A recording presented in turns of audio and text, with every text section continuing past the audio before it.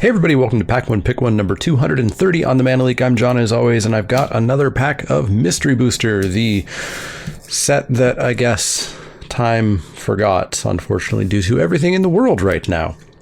I recorded the last week and previous week's videos a couple of weeks ago, after which point I and my wife both had troubles breathing and coughing and etc. Luckily super mild, but we had to stay inside for 2 weeks, and of course now all of us are staying inside, which means we're not playing Mystery Booster because the largest mistake ever, them not putting it on Magic Online, happened. So unfortunately we're going to crack this pack and we're going to talk about what you would take Pack One Pick One if you were drafting this. Unfortunately, none of us are really drafting this. I still have a box and a half that I'm going to hopefully do a couple of drafts with. I'm going to try to make content with that because I really want to draft this set. The one time that I got to was super, super fun. Anyways, we're going to open this, see what we would take Pack One Pick One if it was a draft. And of course, this goes out to a random patron each week at the $5 level or above. That patron will get their choice of any of the cards they want out of here. All of them, none of them, some of them, whatever. And this week it is going to Shmi B. I will say I also haven't been playing much Magic at all. I've actually only done a couple of drafts, and both of them were done with my local play group using a human draft app that is out there, and then importing the cards into MTGO, buying any cards that we happen to need.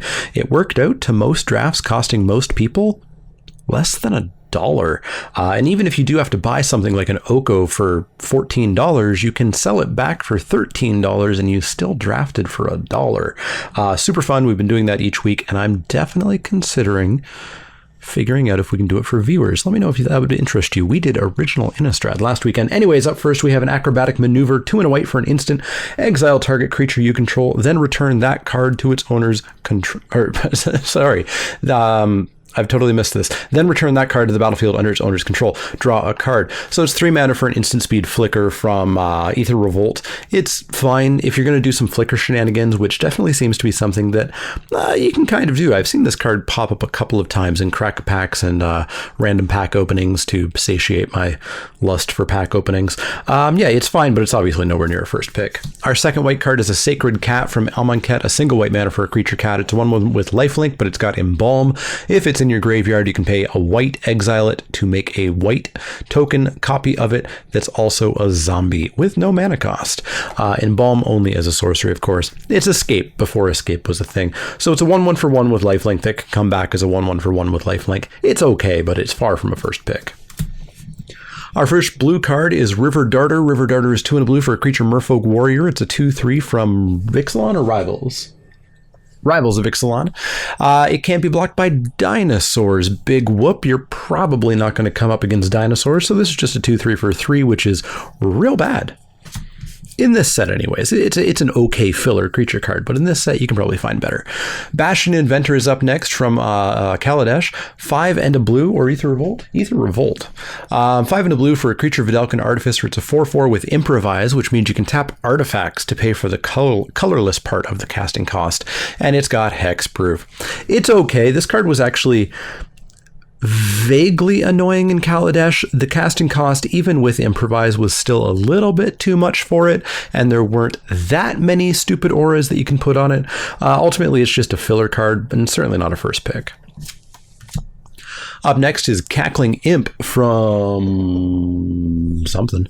2 black for a creature imp. It's a 2/2 flyer. Tap, target player loses 1 life. 4 mana for a 2/2 flyer is super expensive, and being a pinger that only hits your opponents, it's technically not a pinger because it's not dealing damage, it's life loss, isn't supremely exciting to me. I don't think I'm ever first picking this card, and I'm probably not going out of my way to play it either.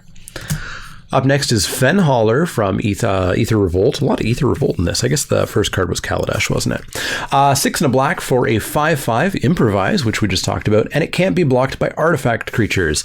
It's an expensive 5/5 with probably no evasion, and you're probably not also fixing that casting cost all that much. So this is just another bad card. Definitely not first picking it. Into red, we've got Goblin Rough Rider, 3 mana for a 3/2. Creature Goblin Knight. That's it. It's fine. It's better than a vanilla 2/3. It's fine. It's filler. We're not first picking it. Up next is Faithless Looting. Faithless Looting is a single red mana for a sorcery from Dark Ascension, I believe, originally, or was that original in Innistrad? This is from Commander 2, I believe. Draw 2 cards, then discard 2 cards. Flashback for 2 and a red. Of course, all-star in various constructed formats. It's just great card cycling, and in limited, it's totally okay. It's currently the first pick, I think, but that's just because the pack has been not the best. It can hang out in frame for now. Up next is Wild Growth. Wild Growth is a single green mana for an enchantment aura from... That's Commander 2018. I believe this is from Alpha.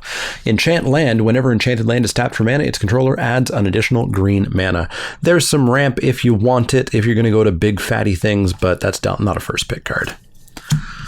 Our other green card is 1 and a green for Clip Wings. It's an instant from Shadows over Innistrad. Each opponent sacrifices a creature with flying. Sideboard only, and not even that great a sideboard. If your opponent has multiple choices, they're obviously going to pick the worst choice for you, the best choice for them. But it's okay if you need a flyer hate, but not a first pick. Our gold card is Deny Reality. Deny Reality is 3 blue-black for a sorcery from Plane Chase. Plane Chase, Planar Chaos, Plane Chase. Cascade. So whenever you cast this spell, exile cards from the top of your library until you exile a non-land card that costs less than Deny Reality. You may cast it without paying its mana cost. Put the exile cards on the bottom in a random order. What does it do? Well, return target permanent to its owner's hand. So it's a 5 mana sorcery speed bounce spell. That's horrible, except you get a free 4/3/2/1, or I guess technically 0 casting cost card attached to it. That, of course, is random. It could be anything. It could be the best 4-drop creature in your deck. It could be a 1 mana combat trick that you can't use. So this is a little bit too random for me, and sorcery speed bounce just isn't exciting me. So I don't think I'm looking to play this card, let alone first pick it. Is this colorless? I think this is our colorless card, is Call of the Scions, 2 and a green for a sorcery from Battle for Zendikar. It's got Devoid, or is this... Yeah, Battle for Zendikar. It's got Devoid, which means that although it's a green casting cost, it is a colorless card. Put 2 1/1 colorless Eldrazi Scion creature tokens onto the battlefield. They have sacrificed this creature. Add 1 to your mana pool. Not terribly exciting. You're not getting too much benefit out of those Eldrazi Scions except for a little bit of ramp. Ramp, I strongly prefer to be at 1 or 2. If I was going to first pick a ramp card, I'd be taking Wild Growth over Call the Scions, even though this does ramp you 2, but it only does it once. So not looking for Call the Scions here. I think you can find better cards. After that, we have our old card or rare card. I think it's our rare card. I still don't know exactly how the final cards in these packs work. Time Sieve.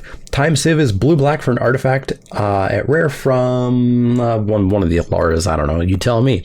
Tap, sacrifice 5 artifacts, take an extra turn after this one. You are not doing this. You're just not doing this. You're not going to get enough artifacts to really go off with this, especially not in a huge chaos-ish draft set like this. So, well, cool. You're never going to go off with this, so I'm not even going to consider taking it. After that is our other rare. Tell me how these work. We've got Coat of Arms. Coat of Arms is 5 generic mana for an artifact from Dual Deck S, whatever the Dual Deck that was. Each creature gets +1/+1 for each other creature on the battlefield that shares at least one creature type with it. So it's an anthem, but it gets even crazier, as it says in the reminder text there. For example, if 2 goblin warriors and a goblin shaman are on the battlefield, each gets +2/+2 because there are 2 other goblins in addition to it. So yeah, this can get pretty crazy if you can really go off with finding creatures. And the fact that you don't have to choose the creature type is amazing as well, because your Eldrazi Scions, which are 1/1s, are going to actually be 2/2s because they're going to see each other. And then you can also get your goblins or your elves or whatnot. This seems like a good card. This seems like a good build around. I can't imagine tribal is the easiest thing to pull off, but the fact that you don't have to choose the creature type is great. So I'm definitely on Coat of Arms right now. Goodbye Faithless Looting. We finally found a card to replace it. I was worried we weren't going to. Our foil is Drogskull Captain. Just a plain old Drogskull Captain from Dark Ascension. 1 white-blue for a creature spirit soldier. It's a 2/2 flyer. Other creatures you control have +1/+1 and have hexproof.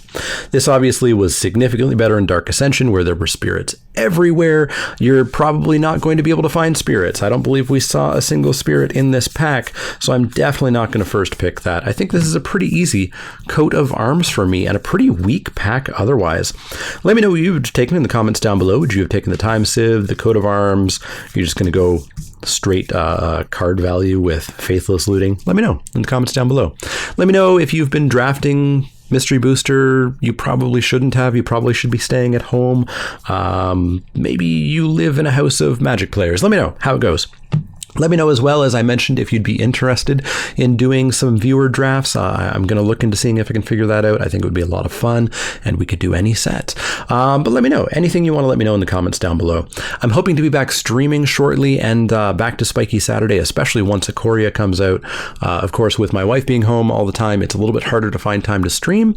So we'll see what I can figure out. Let me know. Anything you want to let me know in the comments down below.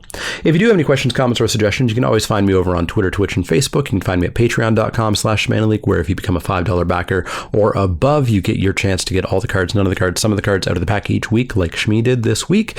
And yeah, you can go to inkedgaming.com/ShManaLeek if you want to buy something there. That'll let them know that I sent you and help the channel out. And of course, the easiest way, the cheapest way, like, share, subscribe. If you do have any questions, comments, or suggestions, though, let me know. Otherwise, see y'all next time.